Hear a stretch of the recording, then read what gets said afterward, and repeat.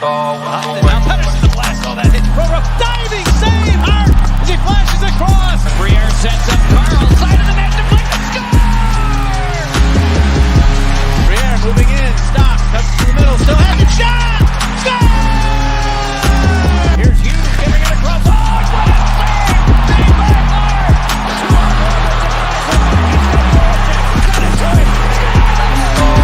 Maher! Short-handed mid! He scores! Up top, cruising his Provorov. He scores! Ivan Provorov! What's up, everyone? Welcome back to the Flyered Up Podcast. I'm your host, Amedeo Grassia, along with my partner, Chris Maher, as always, but he's from a different location. He is at his hotel in Disney World. We are always live streaming on the Painted Lines, TTP Sports, and Flyers Fan Mania 93 for people who cannot turn into the live stream version of the podcast. It'll always be up on Apple, Spotify, wherever you listen to your podcasting platforms at. So, a lot of things to get into today. There was news about Dougie Hamilton and the Carolina Hurricanes, allowing him to talk to teams before free agency starts. And then we also get into other stuff about the Flyers and most likely some of their offseason moves, expansion draft whatsoever, yada, yada, yada. And then also we could talk about the Stanley Cup Playoffs and the semifinals, the Final Four, whatever you wanted to call it, because it's very confusing the way they name it. But still very exciting playoff hockey. The first game of the Tampa Bay Islanders series happened yesterday. The Islanders are currently up 1-0 in that. And Vegas and Montreal, they will play their first game tonight. So we'll definitely get into a lot of that later on. So Chris, you're sponsoring us by Disney today, huh? In your hotel and everything. So how's everything going? It's yeah, I mean it's fun. It's very, very hot. The funny thing about Florida is that it doesn't matter what day it is, it rains at any point in time because it's just so hot that there's always that time at some point where it's just going to rain. So yesterday it's like noon and we're going into a park and it just starts pouring out of nowhere uncontrollably. And then crazy thing of lightning, thunder, it was just crazy. And then and it usually usually you can tell because it just gets so hot that it forces itself to rain. So that's pretty much what it. But yeah, I mean, all in all, I've had a good time so far. I did tweet out a couple things the other day. I did some Star Wars stuff that was fun. I feel like I was a little kid again. That was really cool. I did the new Millennium Falcon ride. And then there was a bunch of other stuff too that I've been doing. The new Storyland is fantastic, in Hollywood Studios as well. But yeah, the last couple of days were fun and excited for the last few days here coming up. And it's funny because how you tweeted like, oh, okay, I'm not going to plan to do any videos and stuff like that. I'm not going to worry about it. Then this news about Dougie Hamilton comes out and you're like, God damn it. Yeah, because it was the thing. I was like debating the whole time. Like, am I going to make a video? Am I not going to make a video? Am I going to do a pod? Am I not going to do a pod? And I'm just like, fuck it. I'll do a pod. So. Yeah, there's a lot of things to get in. It's funny, too, when you talk about like being down in Florida where it just like constantly rains out of nowhere. When I was in Vegas and Los Angeles, not 1 ounce of rain, which is understandable when you're on the West Coast because those places you're in a desert. Then when you're in the Los Angeles, they just go through so many droughts. It's not even funny. But I know. It's just weird because the last time I was in Florida was like, oof. It was like before I even graduated middle school. So it's been a while since I've been down there. Yeah. I mean, usually my family does a thing. It's like we usually go like every year, but obviously with COVID and stuff, we didn't go. We were supposed to go in May of 2020. That ended up getting canceled. And then everybody was kind of back and forth. And me and my sister always kind of break my mom's balls. We'll be like, yeah, you know, my mom's like, I don't think we're going to go back till 2022. And now we're here in June of 2021. So, but it's actually not too bad with the masks, though, to be honest, because you don't have to wear them when you're walking around. You only have to wear them when you go on like the Disney buses or like the monorail to get somewhere, or if you're in line or if you're in the store. But starting tomorrow, you only have to wear them on transportation. So the bus, the monorail, and a bunch of other things, transportation-wise. But I think that's pretty much it. So. You know, you don't have to wear them on rides anymore, which is good. So I think it's so unbelievably hot. It's like, oh my God, it's terrible to wear. The humidity. Dude. Oh God, man, it's then I see a comment right here from Sean joining the podcast saying he has a more important question. He wants to know if I've gotten my Flyers tattoo to match Chris's. I have not gotten a Flyers tattoo, Sean. Maybe in the future, but I have no plans on it right now. But you never know. Never know what could happen. But going back to the hockey team that is the Philadelphia Flyers, which we do surround our entire podcast about.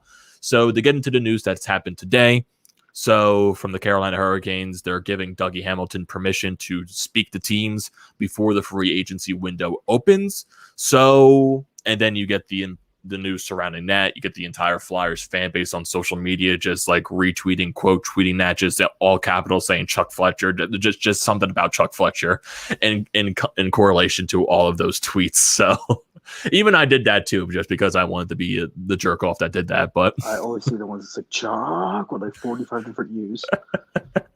That just means that.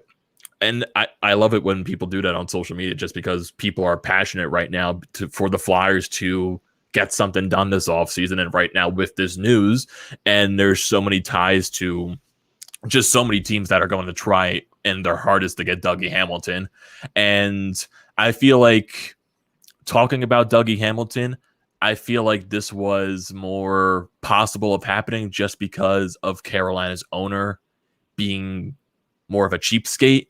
And also, who knows, maybe the Carolina Hurricanes' impact of losing in the second round to Tampa Bay, maybe that's impacting Dougie's thought process as well, but you never know. But I think it was always going to come down to the ownership of Carolina. They're a small market team. They don't like to overpay for players, and I feel like the owner's not going to be willing to give Dougie what he actually wants. So in this certain time period, this gives Dougie Hamilton an option to look at other teams and what their offers are going to be. And this also gives Carolina some options to see what Dougie's offers are going to be, to see if they are willing to counter those offers to try to bring him back, because this all falls into the hands of Dougie Hamilton. This is all going to be his choice. If he wants to return to Carolina, if he wants to go somewhere else, that's going to be his option. And hell, I would love for the Flyers to go after him, but this is going to be a long race to try to get him, because I know there's a lot of rumors out there, even besides Dougie Hamilton. We all see the Buffalo rumors about them most likely not wanting to move on from Jack Eichel. And then there's rumors about Seth Jones being traded as well. Both of those guys could be traded on draft day or before the draft even happens. So this is going to be an eventful couple of weeks leading up to the expansion draft, to the NHL draft, and still even going through the Stanley Cup playoffs in general. There's going to be a lot of things happening. It's just, man. Yeah. And that's the thing. I kind of feel like with Hamilton that I saw something the other day on, I don't know if it was Instagram or Twitter, but somebody put something up of that Elliot Freeman kind of said on like the podcast they do for Sportsnet, that him and somebody else were kind of saying, I think it was him and might have been Chris Johnston, but they were kind of saying that Freeman was saying that he doesn't expect Hamilton to be there to stay in Carolina, and that kind of got me going. I was like, I don't know. I mean, I know it's all just speculation and stuff, but I'm not sure. I think Hamilton, he would be a great fit. I think either him or Jones. I'm very surprised on why many people don't want Jones.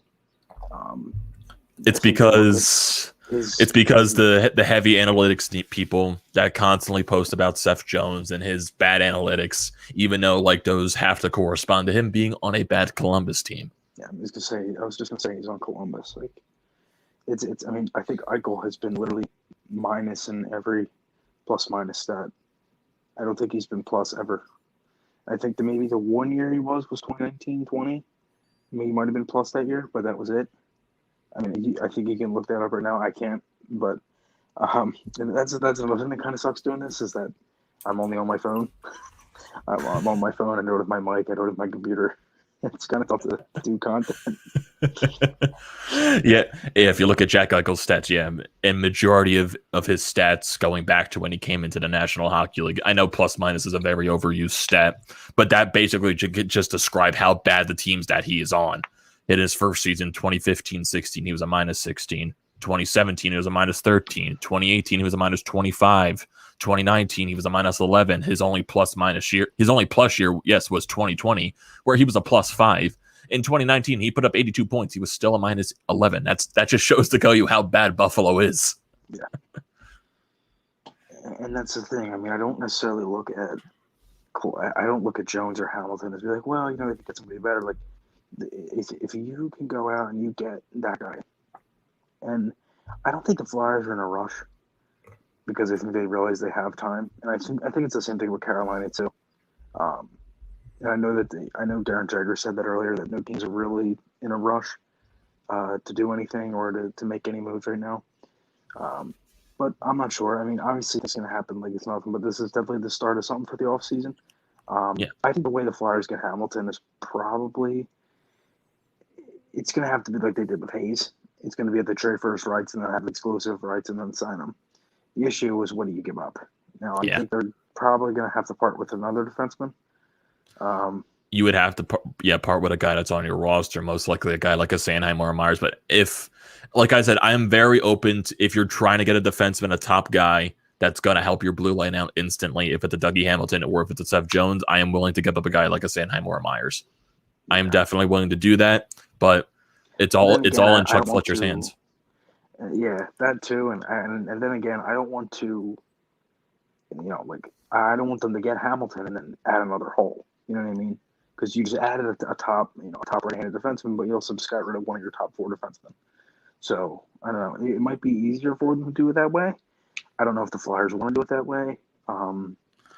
I think what also kind of helps in that situation is you do have Cam York in the pipeline that most likely would be ready to start next season. So if you do say give up a guy like a Myers, I feel like York is the instant replacement right there for Myers. And hey, maybe the Flyers still look into the trade market. Maybe they still look into a guy like a Ryan Ellis or a Matthias Ekholm.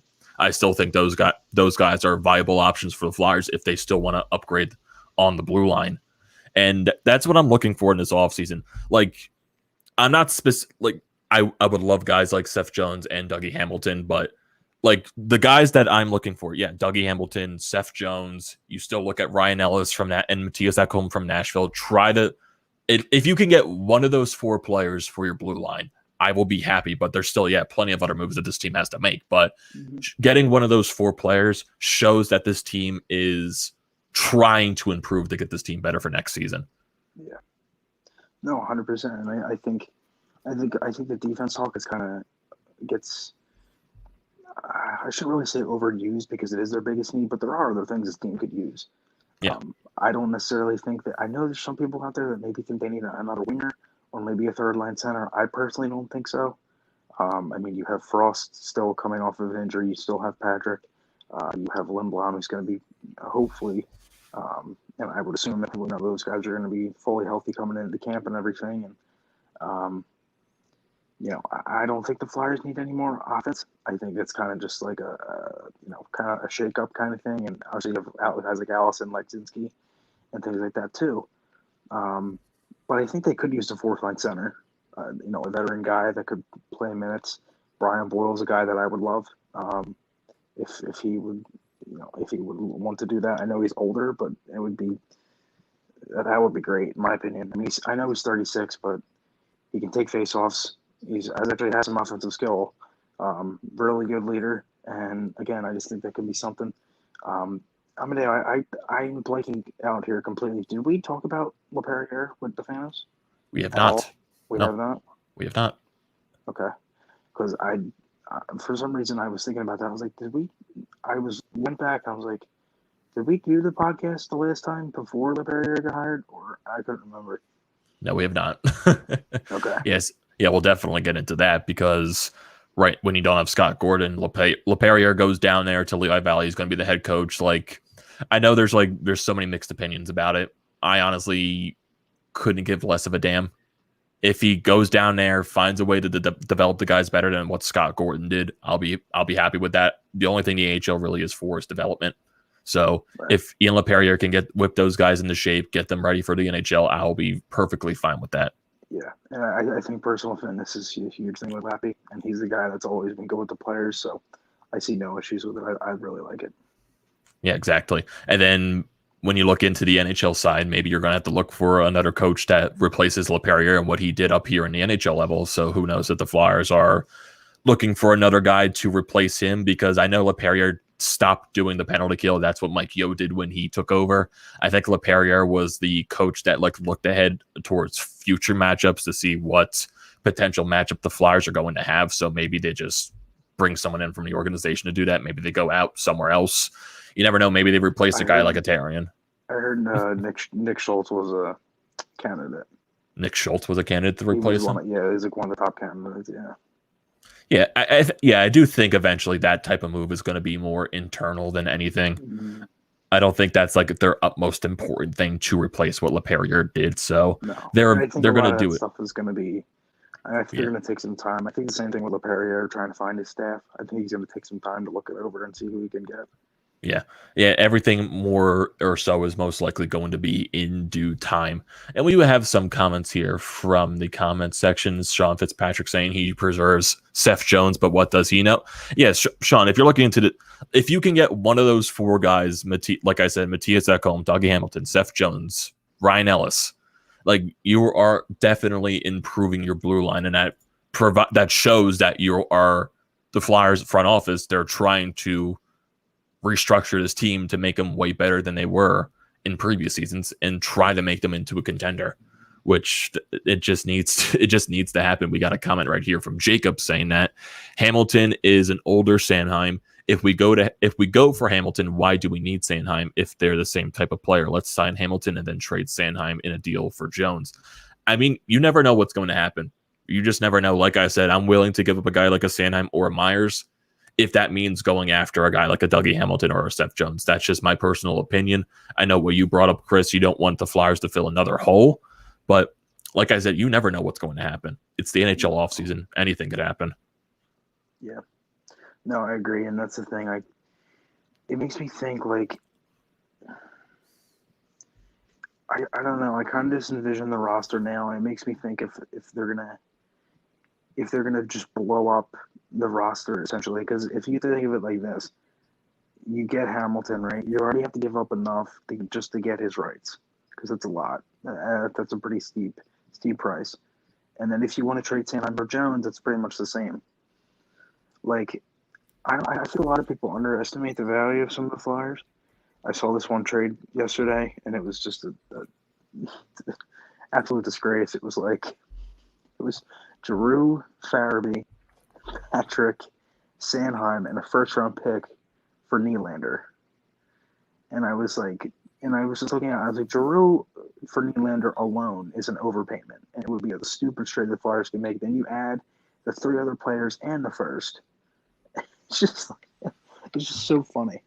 And that's the thing, like, I have no idea if that. I think the one thing that I look at this stuff and I think is, like, when is it, like, I know we all kind of sit here and we think about, like, who they could get and the speculation and all that stuff, but, like, it's so hard to predict this stuff. And that's why I kind of think when we sit here and we think about all these guys, who they could get, whatever, at this point, I'm kind of just like, let it play out. You know what I mean? Yeah. Because I think there's, we know who they can get. It's the same handful of guys we keep hearing. It's either one of them four, maybe they do something different. I have no idea. But I don't know. Yeah, like I said, you never know what's going to happen in the NHL offseason. But I think the one thing is that the Flyers just stand put and don't do anything. I think that's the completely wrong thing to do, and they just simply cannot do that. No, I just don't. They know they can't do that either. Yeah, and we have another comment right here from Sean saying they need some more grit guys that can play with some toughness and some edge to them. And there's also a question that maybe ties into this from Ethan saying, what are your guys' thoughts on a possible signing of Casey Zizekas as a fourth line center? I'd be up for that. I would love Zizekas. I just don't know if you want to leave the Islanders if they, end up winning the Cup or something. If they end up winning the Cup, you never know. That's the thing. And the Islanders, they have a really good chance at winning the Cup with the way they're playing, but it's going to be a really tough series against Tampa Bay. But that series is just going to – I hope that series does go 7 because that's going to be a really fun series to watch. I got the Islanders in 7 games. You got the Islanders in 7? Yeah, but everybody knows how good I am at predictions. That's the one thing. I'll bring this up when we more talk about the semifinals, but I'll bring my thought up on that when we get into that a little bit later. And then we got a comment right here from Mr. right here saying that still any smoke around Ekholm. Offseason needs to start already. He's drowning waiting for it. I think there's definitely going to be some smoke around the guys from Nashville, Ekholm and Ryan Ellis, just because, yeah, Nashville made the playoffs this year, but are they really in a position to say, oh, our window is still open, we're still in room for contention? I don't think they particularly are. I think they're more in a situation where they either have to blow it up and rebuild, or they go for a retooling process where they have to trade maybe some of their top pieces and try to get a lot back for them. So that's one of their top pieces is a guy like an Ekholm, guy like a Ryan Ellis, guy like a Philip Forsberg. I would say the Flyers are most likely going to try to do their due diligence with Nashville because there were so many ties to them during the regular season. And I still think those talks are definitely going to be happening throughout the offseason. I think one of the two is not going to be in Nashville by the time next season starts, if that's Ellis or Ekholm. I think Nashville and Winnipeg are very similar. They're two teams to me that, and I know it's probably, you're probably like, why are you talking about Winnipeg? But it's two teams to me that I'm like, they're essentially only really good anymore because they're goaltender. You know what I mean? Like Nashville got hot. Saros was fantastic. They got to the playoffs. Mm-hmm. Winnipeg, they have Hellebuck. He just won the Vezina last year. Like, I mean, there's some of the guys that you look at them and it's just like the team isn't necessarily that good, but they have a good goaltender. And those are some of those teams I kind of look at. I think it's time for Nashville to kind of look at that rebuilding phase. Yes, they still have their talent. They have their handful of pieces. But I think it's time. I think they've been in a run for so long. It's like you might as well. And they do have a lot of bad contracts too, like Johansson, Matt Duchene. Like they have a lot of like hefty contracts on their team as well. Yeah, I wouldn't say some of them are bad. They're just big. Yeah. Yeah. It's like kind of the similar situation that you're in with a Voracek or a JVR. It's like, yeah, they're still really good players, but maybe you want to tie that much money to those guys just because. And that's kind of and you don't know what's going to happen with the expansion draft too, because say if Seattle takes a guy like a Voracek, they take a guy like a JVR, hell, if they even take a guy like a Gostisbehere, which I feel like deep down in my heart, that's what's going to happen. They're going to take Gostisbehere and not take a guy like a JVR or a Voracek, but you never know. Chuck Fletcher can maybe trade something to Seattle for them to take one of those guys. It's just, you never know what's going to happen. It's going to be the basic summary of this entire thing. You don't know what's going to happen. Yeah, you just don't. It's so hard to predict this stuff. I mean, nobody knows. And because there's only so many people that hear about it, and then you get like the fake kind of stuff that comes out, like the rumors and everything, and and then you hear like all the rumblings and stuff. It kind of ruins it, to be honest. But then again, it makes it fun. So it is what it is. Yeah, it's just I do like Flyers fans right now. They're getting invested into those off seasons because they care about their team. They want their team to improve, and they just don't want to see a replication of what happened this year. Just a team that had so much expectations and they fall flat on their ass. They just don't want that happening again. No, I don't think anybody wants that to happen again. If that happened again, I'd have no idea where. I mean, we'd be in a whole different story. But let's not get into that. Yeah, we'd be in a whole different scenario if that were to happen again. Completely.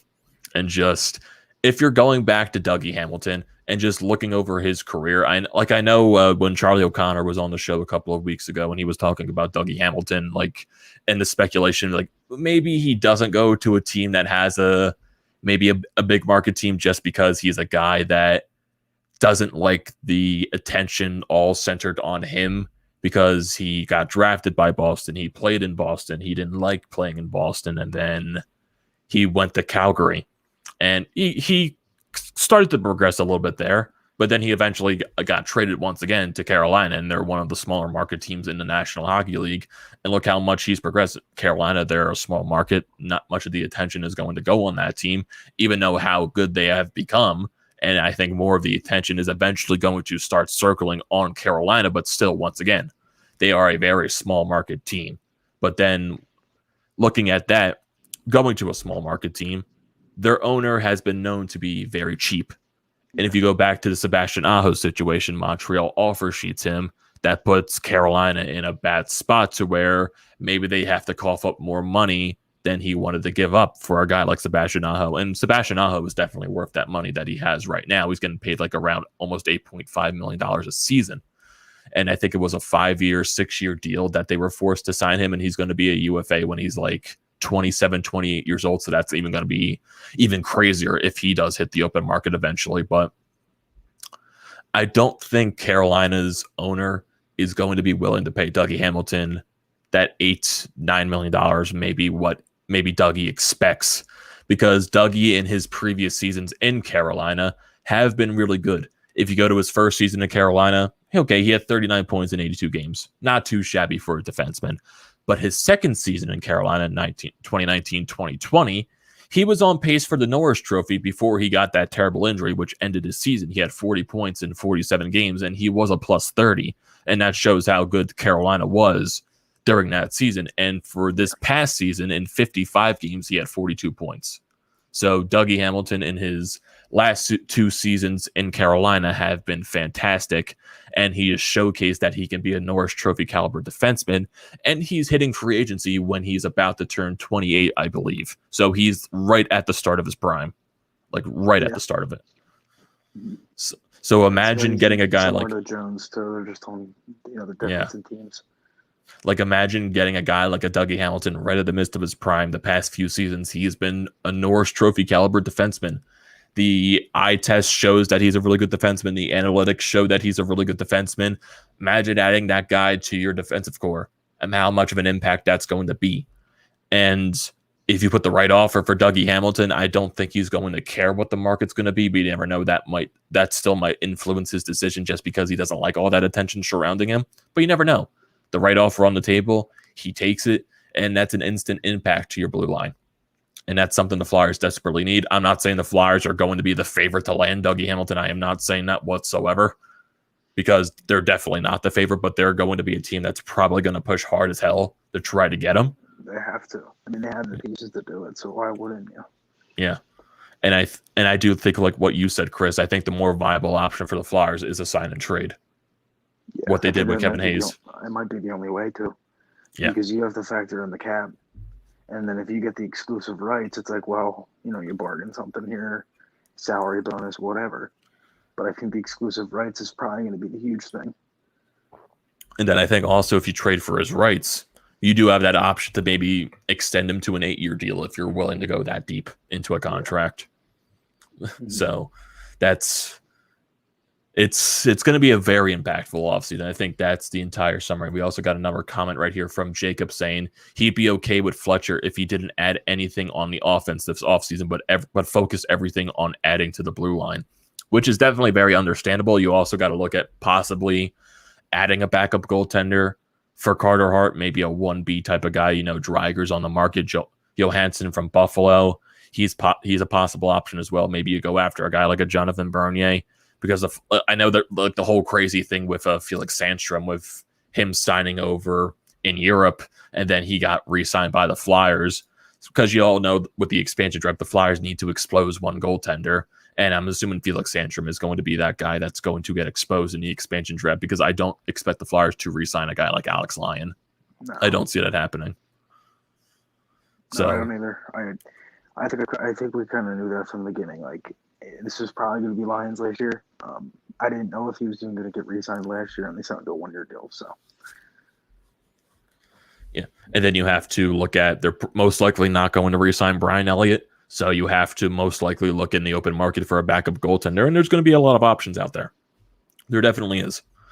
And looking at some other teams around the NHL too, in terms of their goaltending with the Boston Bruins, since they got eliminated by the New York Islanders, Tuukka Rask is definitely getting run out of town there.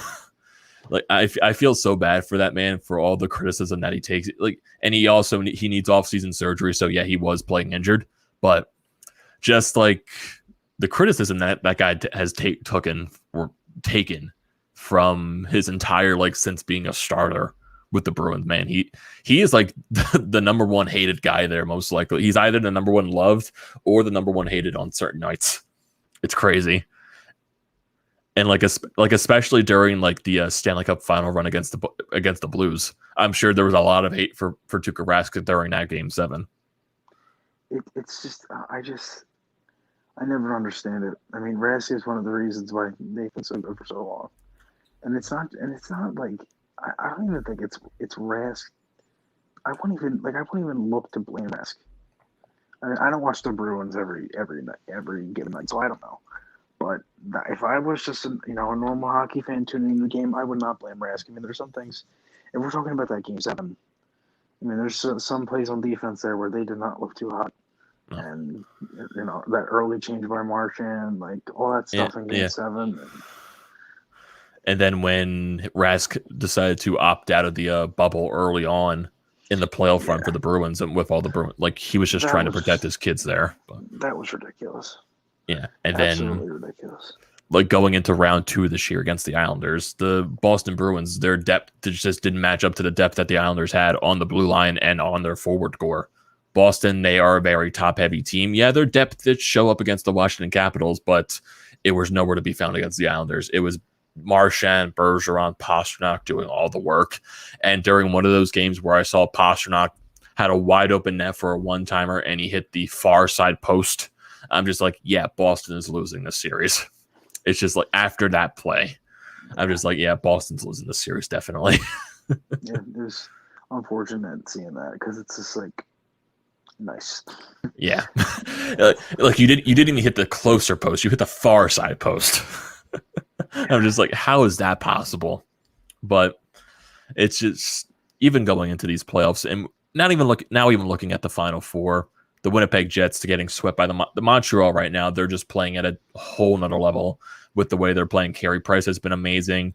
Their depth has been amazing. Guys like Corey Perry, for as old as he is, still contributing in important playoff games. Guys like Cole Caulfield making some very nice plays. Tyler Toffoli, Gallagher, Kakaniemi, Nick Suzuki with a fantastic goal against Winnipeg that was dazzling.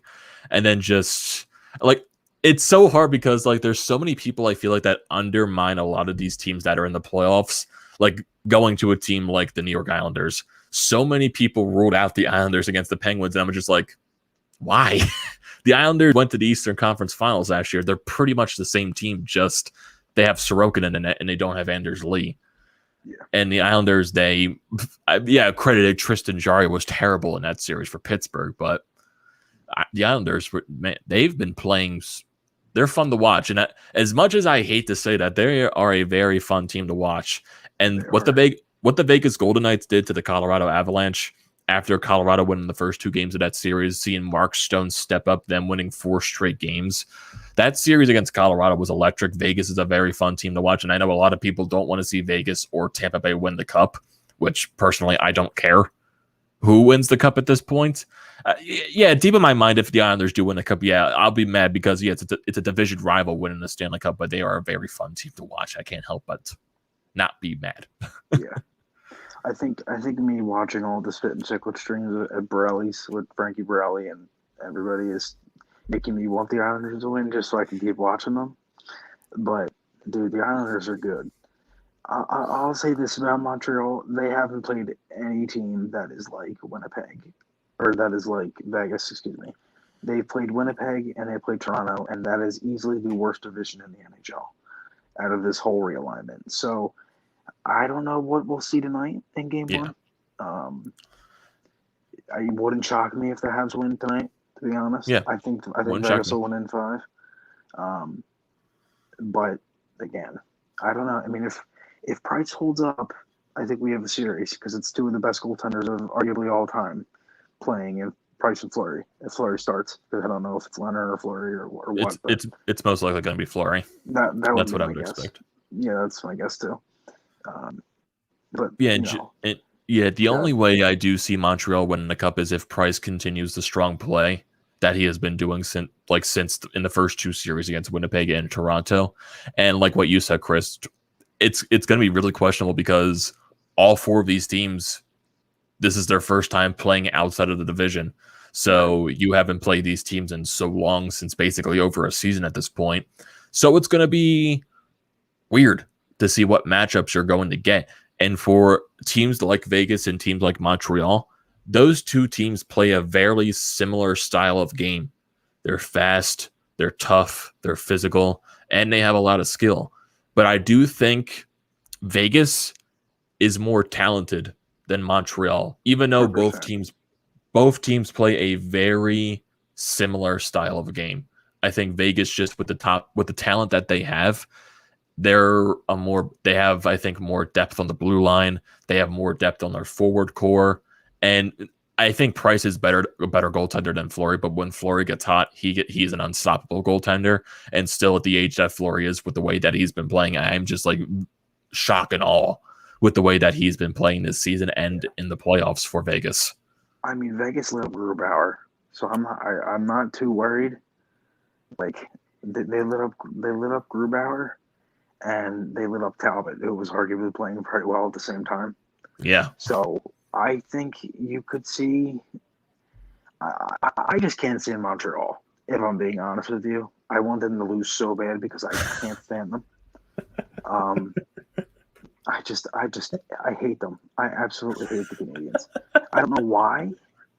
I think it's from last year's playoff series because I was so aggravated that it took the Flyers 6 games to beat them. And it was also the fact that their fans are total morons because they were like, oh, the better team lost and this and that. I'm like, if you were the better team, if you were the quote-unquote better team, you would have won. Like, it's such a shame. I kind of feel the way you do. I don't know. Like, there's just like that weird despise that I have for Montreal. Because they made it like they dominated the Flyers in like a handful of games in that series, when arguably every chance they had was nothing crazy, and Carter Hart was right there to make every save. Like they blew the Flyers out in one game, and that was it. I think they got shut out once. They got shut up 2 times in a row. Yeah, it was games 3 and 4. Yeah, they got shut out twice. They scored 5 goals and they were shut out 2 games in a row. Yeah, it's just that I don't like the term that's like, I know like criticism. I don't like the term built for the playoffs with the Montreal Canadiens. Yes, they are a team that steps it up right in the playoffs. They're a team that's very close with each other. That's Vegas to me. That's Vegas. Yeah. Yes. And the Islanders. It's just that built for the playoffs. And Tampa too. And I just don't like that term when used for Montreal, just because you have to get into the playoffs. You have to be good in the regular season. And if you had a normal season this year, Montreal probably wouldn't even sniff the playoffs. Dude, they Montreal probably wouldn't. They made the playoffs because of COVID. They made the playoffs because of COVID last year, and they made the playoffs this year because of a terrible division. Yeah. They are because of COVID again. So if you put Montreal in a normal Atlantic division with teams like Tampa Bay, with if Florida plays the same way that they did this year, Boston, Toronto, that's 4 teams there.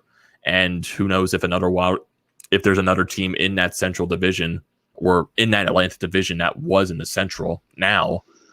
It's just that there's so many obstacles. And then you look at the Metropolitan division, you have 4 teams there that are already going to be, well, if you go back to normal division alignments, you're going to have 3 teams make the playoffs from each division and then 2 wild card spots. And those 4 teams that I pointed out, Tampa Bay, Florida, who are Toronto, and there's just so many other things. Basically summarizing all of this. Yeah. Montreal probably wouldn't make the playoffs in a normal season. I know I just stumbled over everything. Out of Tampa, Florida, Boston, Toronto, the Red Wings, the Senators. That's 4 teams right there. Right. And then if you look at the Metropolitan division, Islanders, Penguins, Capitals, Rangers, if you want to factor in the Flyers, but not this season, but still the Rangers had more points this year than the Canadiens had. So in a normal season, the Rangers would win that wild card spot over the Montreal Canadiens. Yeah. And again, I think they're just a team that gets hot in the playoffs. Yeah. If they make it. They squeak in and they get hot. I mean, then again, that's all you have to do. So, I don't know. But I know we just went on a whole rant about the Montreal Canadiens. They're still a very fun team to watch, but like it just aggravates me when some people say, "Oh, they're built for the playoffs." You got I to know make we the do have playoffs some more first. comments too. We do have some more comments here. We got something from Danny saying, "What are your thoughts on the backup goalie position?" And then there's also a comment right here from Sean saying, "Any chance Brian Elliott returns?" And we did bring that up a little bit, saying that I don't think Elliott returns. I think the Flyers, or we think the Flyers, they're most likely going to go look in the free agent market to try to bring in a backup goaltender. That's, I think, is the most viable option for this team. Yeah, that's my guess too. I don't know who it is. I think I like Bernie. I know that was rumored for a while. I wouldn't mind Grice if they could get Grice. I think that would be awesome. I know he's still under contract, but still. But then again, I have no idea. I think there's a lot of stuff they can add with that, but I think the Flyers can kind of just go for whoever. I know there's some people that maybe thought Linus Ullmark, which I don't think that would be that bad. I mean, if you look at Ullmark, his numbers aren't that bad for being. I mean, obviously he's on Buffalo, but then again, I don't know. I think there's a lot of options, so I think the Flyers are definitely going to take a look at it. But I'm not really too sure who they can get. I think it's just the right fit. Who they can maybe try to get somebody to come in and help Hart out too. Not necessarily help Hart, but maybe be more of like that mentor kind of thing that Moose kind of was too. Exactly. And we have some more comments right here. We got one from John saying, how much cap space are the Flyers projected to have? And I do have that up on my screen currently. So right now, the current cap space for the Flyers, it's not that much. It's a good old $868,799. They don't have that much cap space. And that's why this season is so important to shed some salary to make moves. That's what makes the expansion draft so important, because they have to try to lose a big contract like a Voracek, like a JVR, maybe even a Gostisbehere. And that's what we keep saying. Chuck Fletcher, this is going to be one of the most important off seasons in Flyers history for a very long time. It's going to be very important to shed that cap space, to get more cap space, bring in a defenseman that can help this team play on the first pair with Provorov, and just everything else that you have to fix. It's very important. Yeah. We have another comment here from El Parcio, Philly, saying, hey, how you doing, man? Go Flyers. Thank you so much for the comment. Thank you for joining the live stream.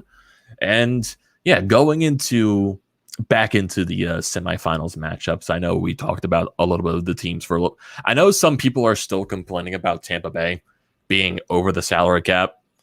It's a loophole in the CBA. They're allowed to do it. So I have no problems with it. I know, yeah, maybe you can make a rule that if you play less than one, if you don't play any games at all, yeah, you shouldn't be eligible for the playoffs. You have to play at least maybe like so many games in a season to be eligible for the playoffs. But hey, it's not in the CBA currently. They're allowed to do it. So I have no problems with Tampa Bay breaking that loophole. Many other teams have done it. It's not like they're breaking any rules or anything, or making any crazy changes to their lineup. They're adding somebody who would have been a huge piece to the regular season lineup in Kucherov, and it's not like he wouldn't have played anyway. You know what I mean? Like he would continue to play. Exactly.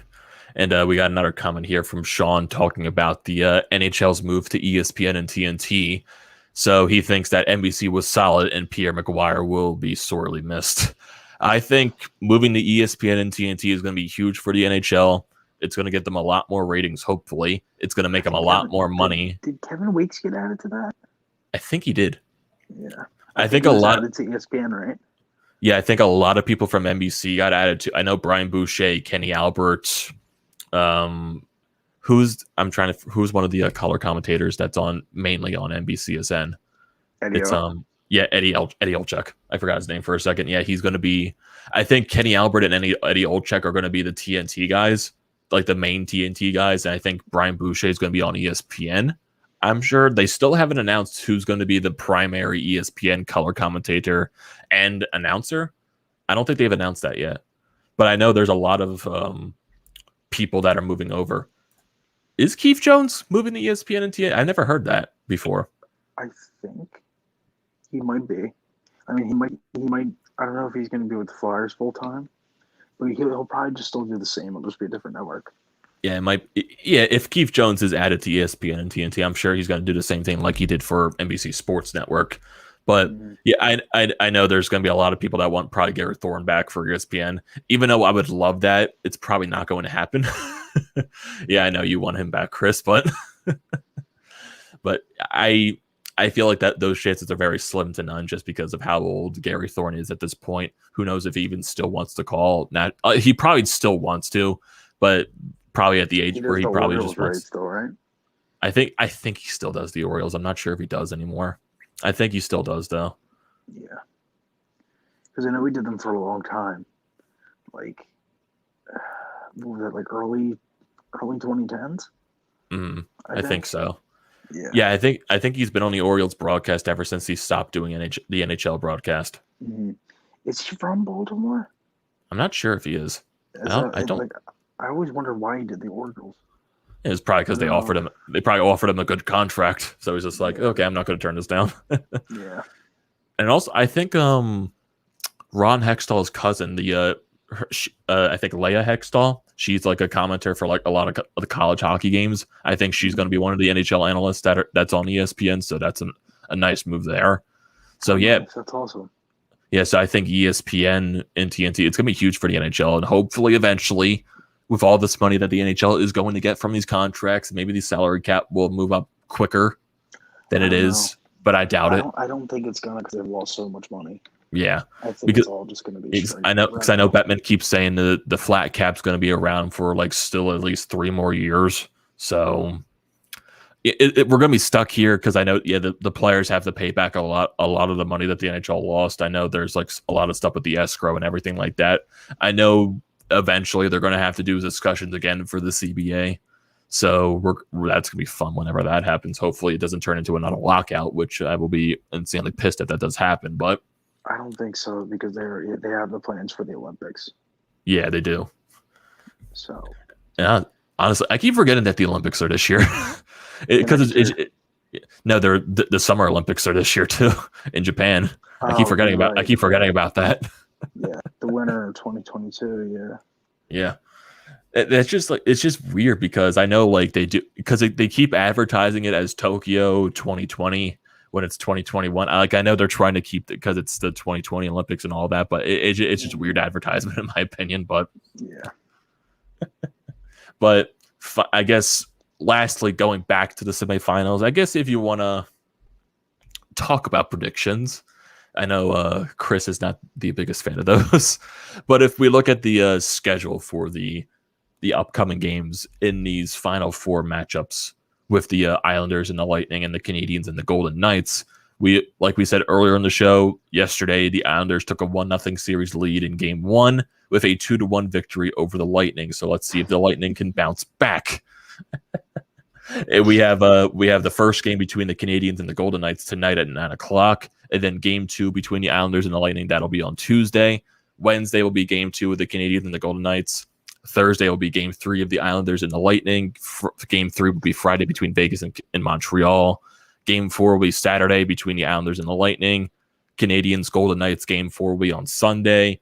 Islanders Lightning's Game 5, if necessary, will be on Monday, June 21st. The 22nd, that'll be Canadiens Golden Knights Game 5, if necessary.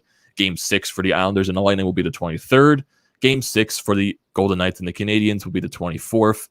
Game 7, if that is necessary, which I very hope it is, will be Friday, June 25th for the Islanders and the Lightning. And the same thing for Montreal and the Golden Knights. Their Game 7 will be on the 26th. So we have hockey every single day from yesterday to the 26th of June. And then you'll eventually get the Stanley Cup Finals. So nice. that is a lot of hockey to go through, and I'm very excited. Because it's one game. It is. It's funny too because the previous 2 days, Saturday and Friday, there was no hockey for the first time since the season started, which kind of sucked. So yeah, we've had hockey every day since the season started, which was weird. But and then there's another comment from Sean saying, "Imagine Stephen A. Smith and Max Kellerman having discussions dissecting the Canadiens and Golden Knights series." Oh God, that's what I was laughing at when you were. It's funny too because if you see the various like Stephen A skits on ESPN talking about the Edmonton Oilers with Connor McDavid, and like every time Stephen A Smith says, I know nothing about hockey. The only thing I know is that the puck is black. that is ESPN and their antics. That's all I'll say. Stephen A Smith is very funny though, but it's gonna. I know ESPN is gonna bring their various NHL analysts back. But it's going to be weird seeing like the mainstay guys. I'm sure those guys probably will mention like NHL barely, but who knows? Maybe they will force them to. I seriously hope they don't, because it's just going to ruin the hockey coverage of it. Like, I kind of hope Kellerman doesn't talk about hockey, because I know he said one time that people in the United States don't care about hockey, which is completely false. Yeah, and he said something that like the old joke is like 20,000 people live in a town and all of them have season tickets. Or something like that. Something so unbelievably stupid. I think, yeah. And good comment right here from Sean Fitzpatrick saying, "Go Sixers." So yeah, Amedeo, definitely play the song. I don't have the song up currently. God damn. I don't have the. I gotta get the song up. We gotta do this before we end the podcast off. I gotta find it. Play the freaking song. Here we go.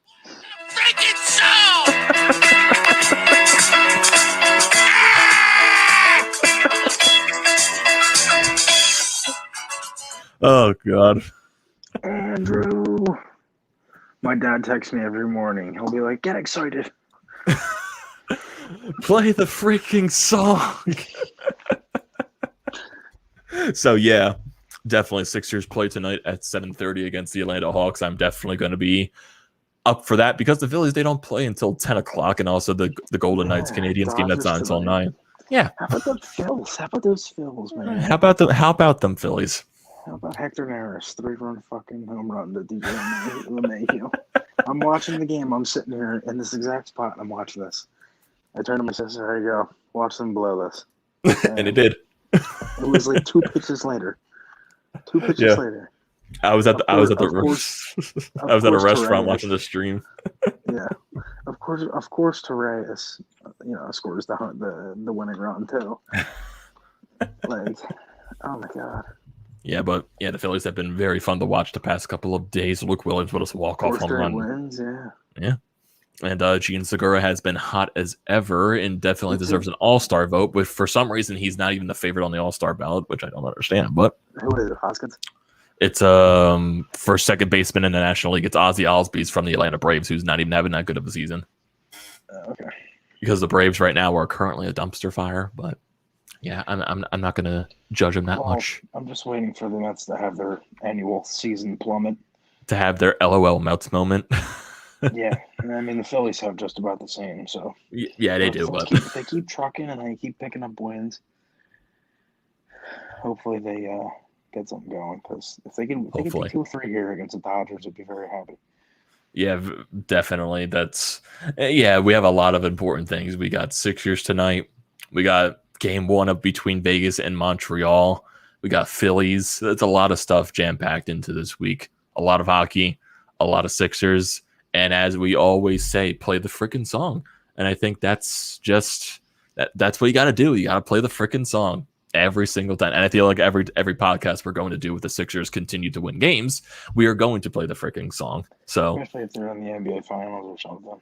I hope so. Hopefully the Flyers get Seth Jones out there too. Yeah, hopefully.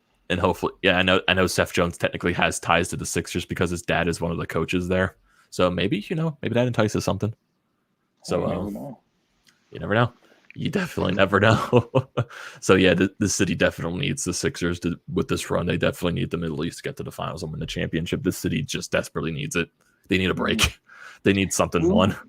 Who is Darnell Nurse's uncle? Did you know that he used to play? I forget who he is. I think he was on the Eagles or the Sixers. I'm not sure. I gotta look that up now. I remember looking at it one time. I forget who it is. I think he was on the Eagle. I can't remember. I'll have to look it up now. Well, I guess while you look that up, Chris, I will definitely close off this podcast because I think we're getting closer to the hour mark, and I think the many viewers want to stop watching at this point, and we need to move on to our day. with all these great sporting events that are going to be happening later tonight. So definitely always check in on the Painted Lines, social media, everything. Their links are going to be in the description below. Don't forget to subscribe to our various YouTube channels. For me, TTP Sports.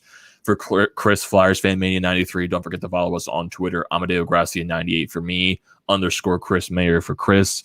Don't forget to check out the Fired Up Podcast merchandise website and everything like that. All of those links and everything will be down in the description below. Thank you, everyone, for listening to this edition of the Fired Up Podcast. And someone in the comments mentioned McNabb was the answer for you, Chris. So there you go. Thank you, Larry. Thank you, Larry, for that answer. So, like I said, everyone, thank you for joining us. Thank you for listening to this podcast. It'll be up on Apple and Spotify, wherever you listen to your podcast at, in case you tuned into this late or if you just missed it. So, without further ado, thank you for listening to this edition of the Fired Up Podcast. I'm your host, Amedeo Grassia. That's Chris Maher. Let's go Sixers, and let's see who wins Game 1 between Montreal and Vegas. So, see you later, everyone.